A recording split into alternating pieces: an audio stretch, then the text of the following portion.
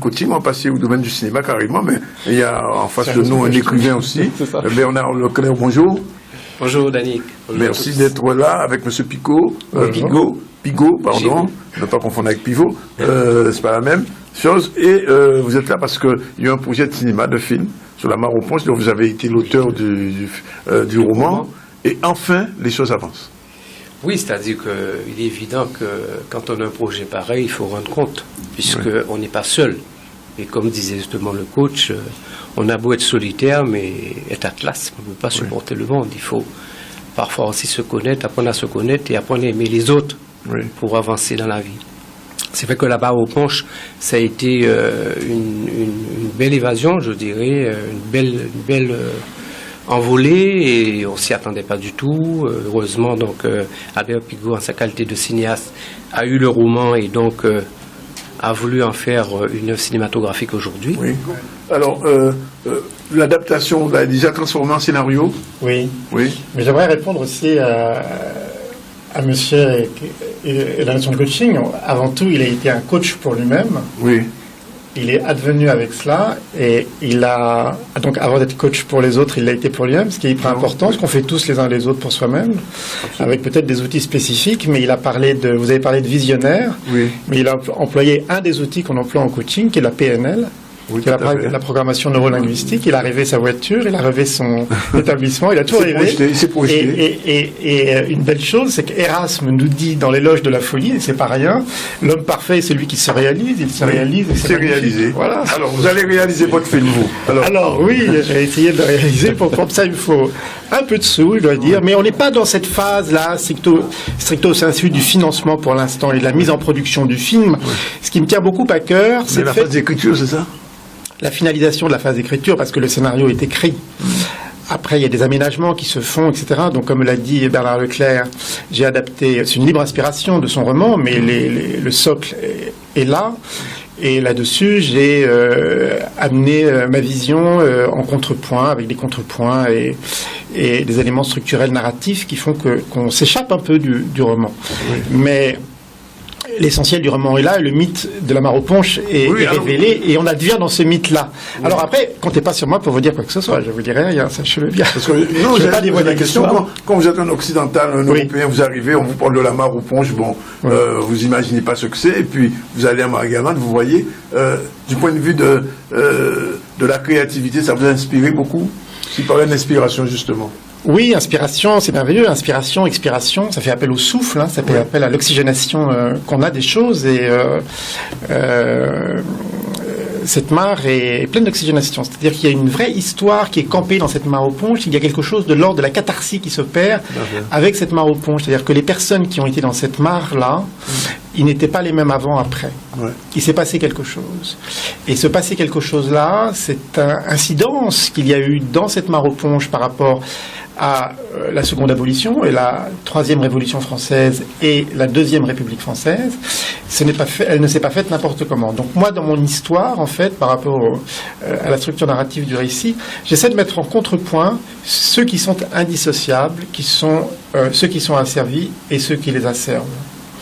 Et ce contrepoint permet une meilleure compréhension de chacun dans ses dynamiques, dans ses mouvements, dans sa sociologie, dans sa psychologie, que je mets évidemment à l'image, où j'essaie de faire comprendre un peu la posture de chacun par rapport à cette question fondatrice qui est l'avènement d'hommes et de femmes qui ont, à un moment donné, changé le cours de l'histoire, voulu qu'on les respecte, voulu le droit à la citoyenneté, voulu le droit à la famille, voulu le droit de vivre comme tout citoyen sur la planète. Oui. Et d'autant plus que ce film sera vu autre part qu'en Guadeloupe. Donc, il va falloir que dans votre écriture, dans votre réalisation, que vous arriviez, comme on dit souvent, à l'universel. Oui, il faut quelque chose qui soit, donc comme je l'ai dit, quelque chose qui soit lisible et intelligible sur tous les continents. Ce qui ne veut pas dire qu'il n'y aura pas de créole, il y aura du créole. Oui, bien sûr. Il y aura du créole qui sera à la fois sous-titré et à la fois des dialogues en français qui seront sous-titrés en créole, ça me semble important. Dans la traçabilité de l'histoire, Foucault le dit, l'histoire n'est lisible que par sa traçabilité. Donc c'est important de signer ce passage, et ce moment-là, et cette langue, et ce pays-là, à travers sa langue, à travers ses rites et ses mœurs, à travers sa culture. Il y aura du grage, il y aura les 7 rythmes, ou 3 ou 4 rythmes du Goka qui seront présents. Ah, d'accord. Oui, bien sûr. Oui. Et il y aura des moments forts qui seront liés à ce que tout un chacun, et ce que nos parents, ou les parents ici, ont vécu. C'est pas si loin que ça. Oui. Mais alors, le film sera entièrement tourné à Marie-Galante? Alors, le film sera tourné Marie-Galante, je pense, peut-être un peu la Guadeloupe, peut-être un peu la Martinique, je sais pas, il faut que je trouve mes décors, c'est pas une mince affaire. C'est un décor naturel ou... Ah oui, je tourne que des décors naturels. Uniquement des décors naturels? Ah oui, uniquement, oui. Mais j'y tiens absolument, oui.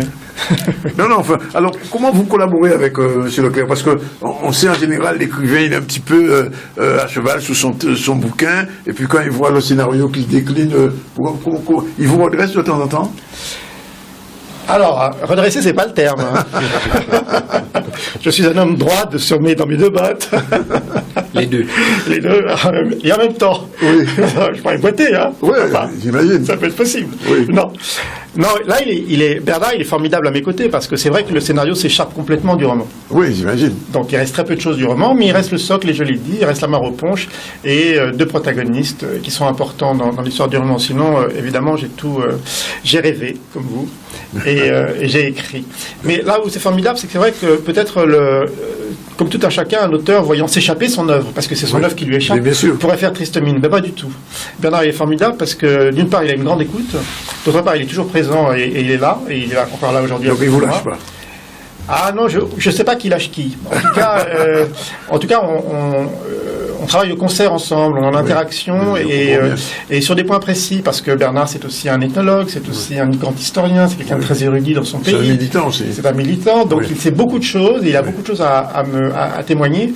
Et sur des points précis, j'ai besoin de son savoir, tout simplement, pour pas faire de conneries, mettre des conneries à l'image, tout simplement, et pas me tromper, tout simplement. Et ça, c'est très important. Et en même temps, là où je lui rends hommage, c'est que, voyant son roman s'échapper, eh bien non, il est là, il est présent, et il est battant, et il est ravi, en fait, de ce que j'écris, et parfois ça le surprend, et il me dit, mais c'est superbe, etc., etc. Donc, il y a un vrai enthousiasme à côté de moi, et c'est vrai, très important, parce que ça participe de mon envie, moi, d'abord, de le finaliser, de l'écrire et de le réaliser, évidemment, et en même temps d'être précis, de rien lâcher, et d'être déterminé, et d'être concis dans ce que j'écris, et de réfléchir encore sur la finalisation de l'écriture, oui.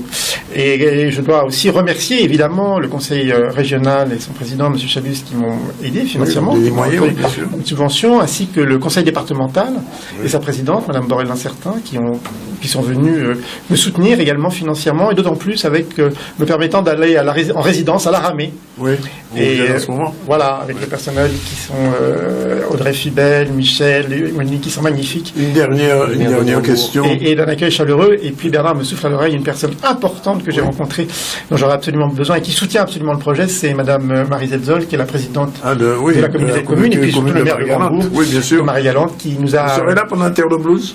Comment? Pendant le festival. Ah, je ne sais pas encore. Quelle date il est, le festival? C'est du 7 au 9 juin.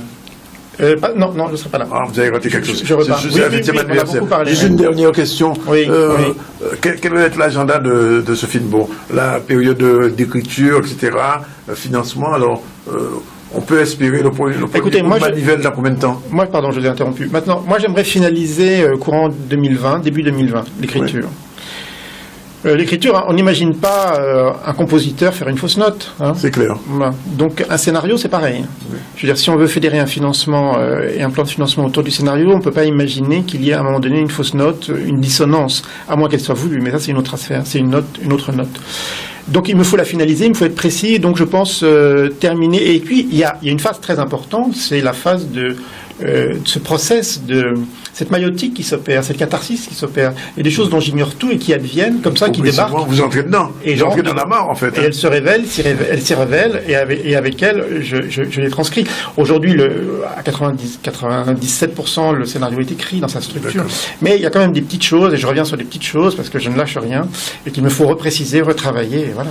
En tout cas, on vous remercie et puis on suivra le projet. J'espère que Bernard, qui ne lâche pas non plus, aura l'occasion de revenir à une autre étape, qu'on sera au premier coup de manivelle au moins, quand vous aurez fait votre casting. De toute façon, c'est une production qu'on suivra d'ici et qu'on viendra peut-être même voir les premiers tours de Manifest. Voilà, il est 13h26, c'est l'heure de la pub. On remercie M. Jonathan Mathurin et Bernard Leclerc et M. Pigot. Merci d'être venus. Et la suite des événements dans un instant, après la deuxième page de pub.